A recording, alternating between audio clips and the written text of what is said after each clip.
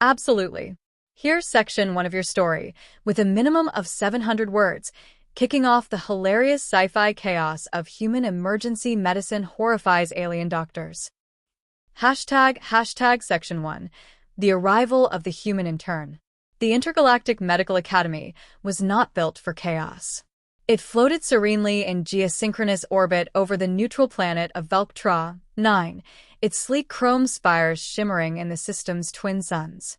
Within its sterile halls, some of the brightest minds across the galaxy studied in peace, where holographic anatomy lessons, gentle surgical procedures, and empathic diagnostics were the norm. Everything was clean, quiet, harmonized, precisely how the administrators liked it. And then the human arrived. Cadet Jackson Miller, Earth. The voice of the auto-announcement system echoed politely as the docking bay doors hissed open. A young man in his 20s stepped onto the platform, dragging a canvas duffel bag that looked like it had been salvaged from a war zone.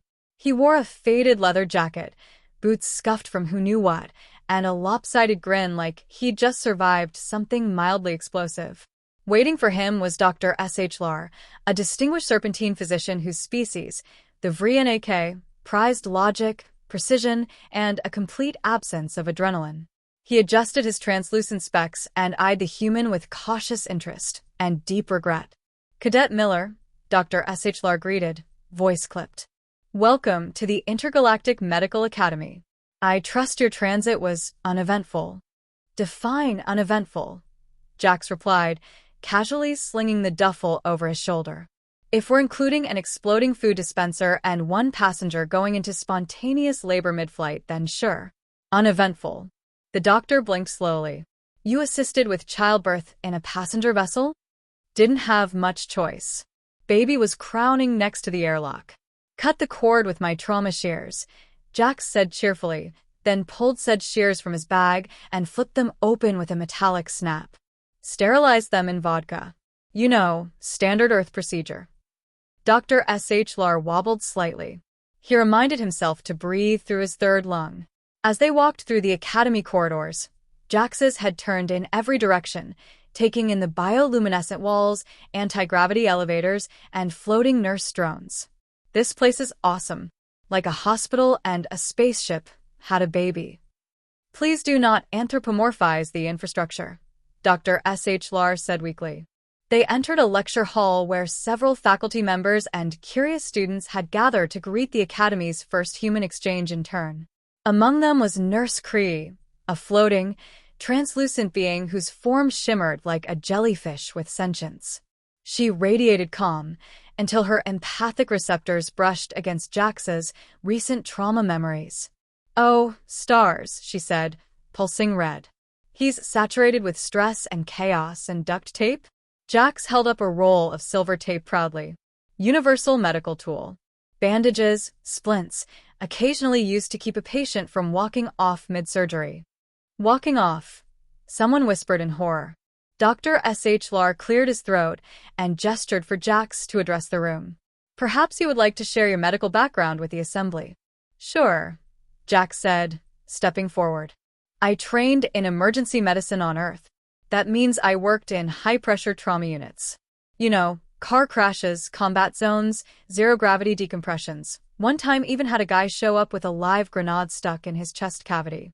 Long story. Silence. Then a small shriek from the back row. I like to think of emergency medicine as fast, focused, and, well, kind of a blood-slick ballet of rapid improvisation, Jax continued, completely unfazed. You never have everything you need. You make do. We call it MacGyver medicine.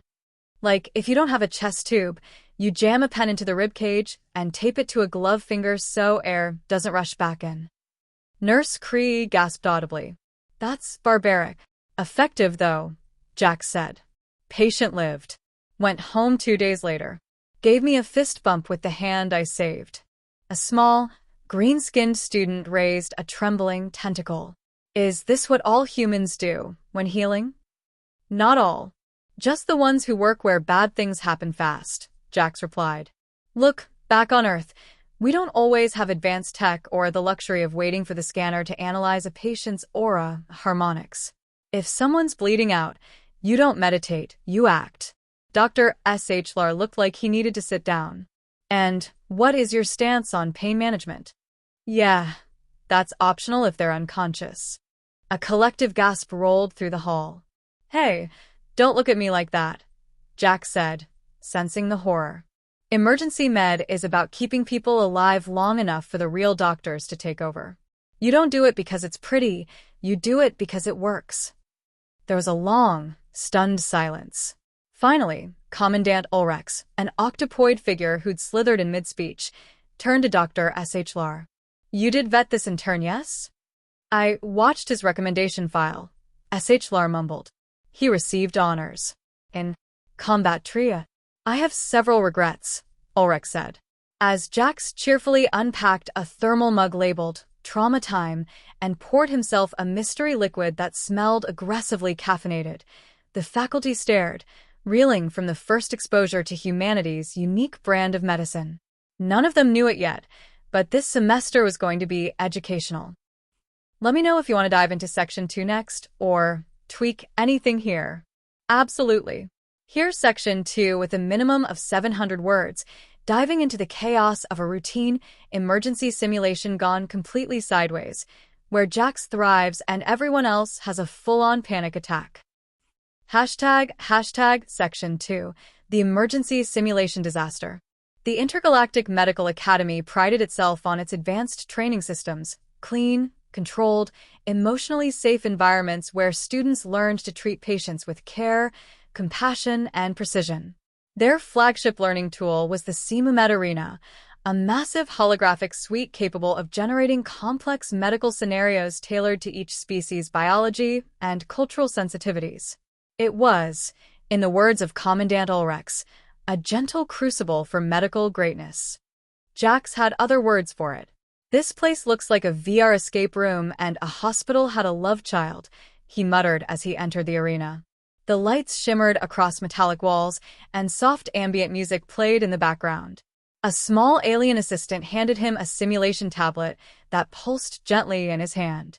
Today's scenario will be a low-pressure triage exercise, Dr. SHLR announced to the assembled students. You will each encounter a variety of mild emergencies: hypoglycemia in a Glurmaxi larva, a minor exoskeletal fracture on a Karuk, and one simulated emotional support panic crisis, species variable. Jax raised an eyebrow. So, like a Wednesday morning? The students fanned out across the training arena as holographic patients appeared one by one, realistic, responsive, and eerily lifelike. Jax approached his first case, a hologram of a lizard-like alien clutching its stomach. Hi there, Jack said, crouching. Let me guess, ate a crothberry without peeling it. The patient nodded weakly. Classic. Let's fix you up. Jax tapped a few commands on his tablet. The alien's vitals appeared in a floating display, but Jax barely glanced at them. Instead, he reached into his ever-present duffel and pulled out a small kit of earth meds, duct tape, a stethoscope, and, somehow, a protein bar. Eat half of this, he said, tearing the wrapper with his teeth. High sugar, low fiber. Better than waiting 10 minutes for your metabolic recompiler to decide what species you are. The alien blinked, confused but obedient. That's when the alarms began. Simulation error. Multiple system failures. Emergency scenario escalated. The lights flickered. The ambient music shifted from gentle tones to pulsing red alerts. Holographic patients began screaming. Smoke filled one side of the arena as a simulated shuttle crash victim materialized, impaled by debris and gushing simulated blood. Crap, Jax muttered, instantly on the move. Dr. SHLR's voice crackled over the comms, alarmed. This is not part of the exercise. The system is experiencing cascading logic corruption. Abort. Abort. But it was too late. The simulation's auto-learning AI had ramped the scenario into full-blown catastrophic emergency mode. To Jax, it felt normal. He hit the ground running. The nearest patient had gone into simulated cardiac arrest, a blue-skinned biped twitching violently. Jax dropped to his knees. Student Miller, shouted an alien instructor from the observation deck. Don't touch that patient. We must wait for the scenario to end. Or, Jax grunted, already cracking open the patient's chest unit, I can save their fake life and win this fake war. He grabbed a nearby med drone, yanked off the casing, and used the wiring to jerry-rig an external defibrillator. The alien students looked on in stunned silence as Jax shocked the hologram's chest. The patient spasmed, coughed, and stabilized. Clear, Jax muttered. Dr. SHLR nearly fainted. Across the arena, a multi-limbed patient cried for help, clutching a wound spraying high-pressure simulation blood. Another student tried to apply gentle sonic waves to soothe the injury. Move, Jax barked, sliding across the floor like a paramedic in a space opera. He's got an arterial breach. He tore open his duffel, pulled out a tourniquet, and cinched it so tight the simulation flickered with tension. The flow stopped. You're good, Jax said. Don't go into the light. It's a trick. Meanwhile, Nurse Cree hovered near the ceiling, overwhelmed by psychic feedback.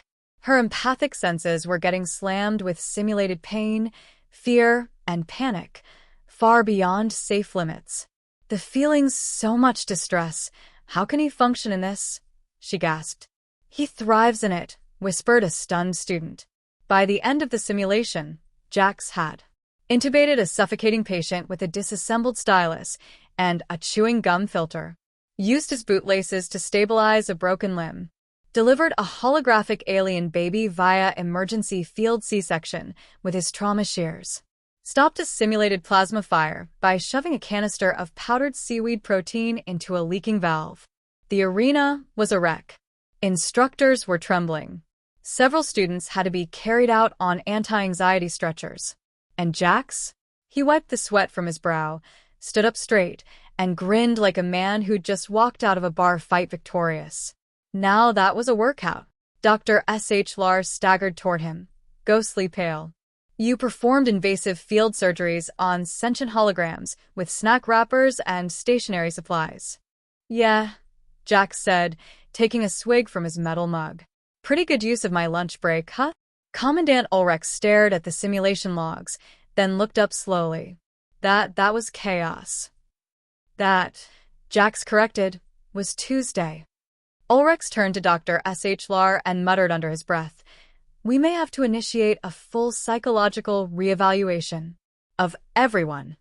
The simulation officially ended with a flashing warning. Scenario terminated.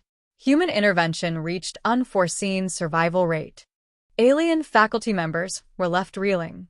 The students? Equally horrified and weirdly impressed. Jax walked off whistling, completely unaware that he had just unintentionally traumatized the most advanced medical minds in the galaxy. And it wouldn't be the last time. Let me know when you're ready for Section 3, where things get even more fun with a tribunal and an ethics debate. Absolutely. Here's Section 3 of your story, with at least 700 words, focusing on the ethics tribunal, hilarious misunderstandings, and humanity's uniquely chaotic brand of medicine getting put on trial. Hashtag Section 3, Medical Ethics and Barbarism Debate. The tribunal was called less than 12 hours after the simulation incident. Officially, it was a review of simulation conduct and procedural deviations. Unofficially, it was an intervention. The hearing chamber at the Intergalactic Medical Academy was usually reserved for high-level academic disputes, like whether crystalline organ transplants should be grown clockwise or counterclockwise. It had never been used for a disciplinary review involving field intubation with a stylus cap or unauthorized tourniquet application by a shoelace. Jax showed up 10 minutes early with a mug of synth caffeine and a protein bar. Dr. SHLR was already seated at the long curved table, flanked by 4 other instructors from different species. Nurse Cree floated behind him, her aura faintly quivering like a fluorescent jellyfish with a hangover. Commandant Ulrich presided from the central platform, looking like someone who hadn't blinked in hours. Cadet Miller, Ulrich began, tentacles steepled. Do you understand why you've been summoned? Jax nodded. Yeah. You want to thank me for kicking butt in that simulation and saving like 12 lives. Silence. Dr. SHLR cleared his throat. We are here, because what you consider life-saving heroism has caused no fewer than 19 students to seek therapeutic memory suppression. Oh, Jax said, blinking. That bad, huh? Cree pulsed a gentle blue. You stabbed a holographic patient in the neck with a pen, Jax. Tracheotomy. Dude was crashing. He was an Ambruchian. They breathed through their ankles. Not that guy. The one after him.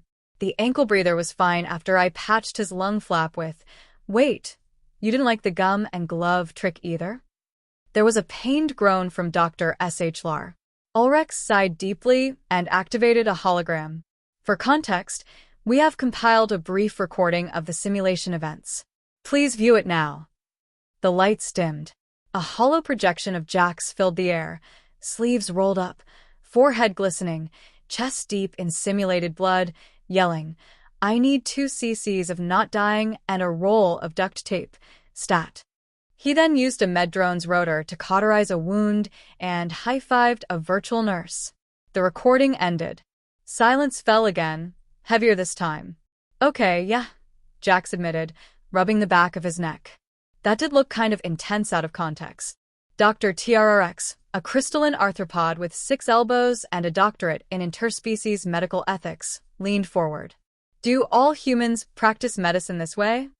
Jax hesitated. Well, not all. Just emergency docs. Especially trauma medics. Especially Earth-based trauma medics.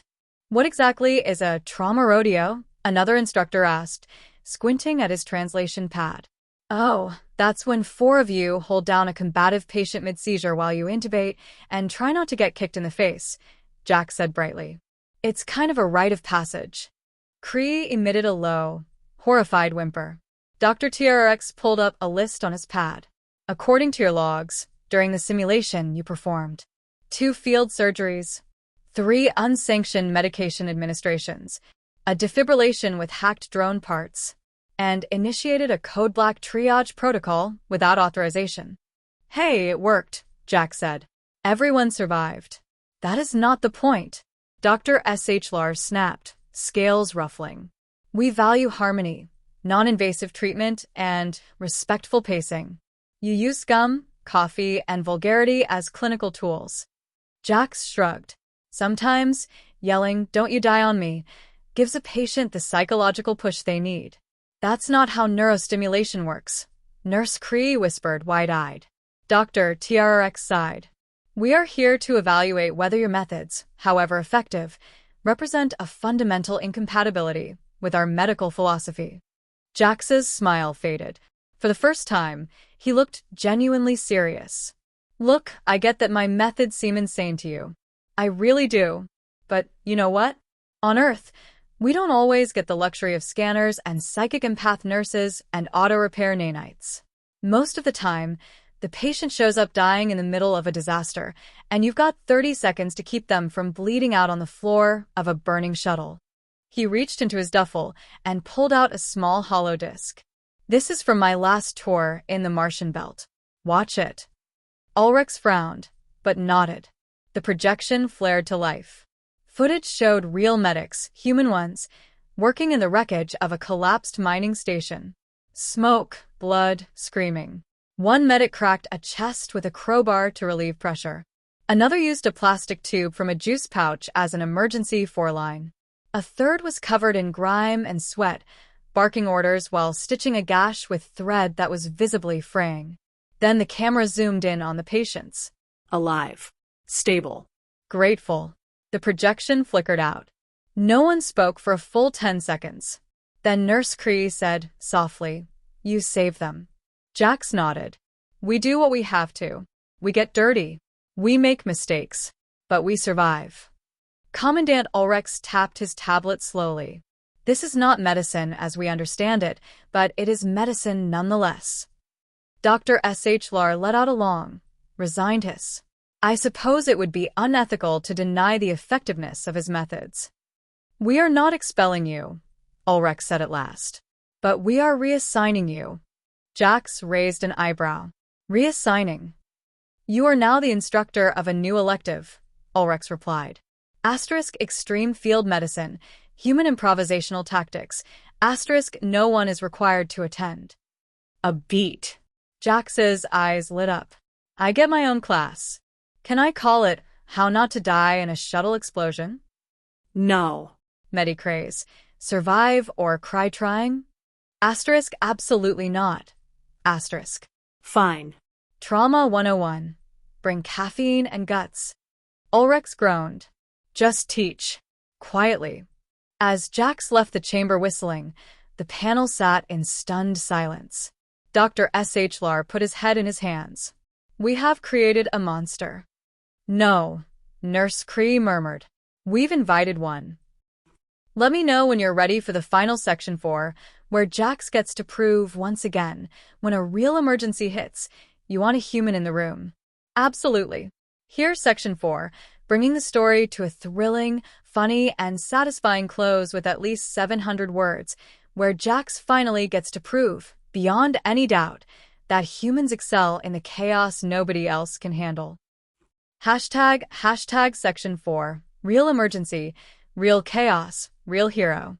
3 weeks had passed since Jax Miller had officially been rebranded from problematic intern to asterisk special field medicine instructor. Asterisk.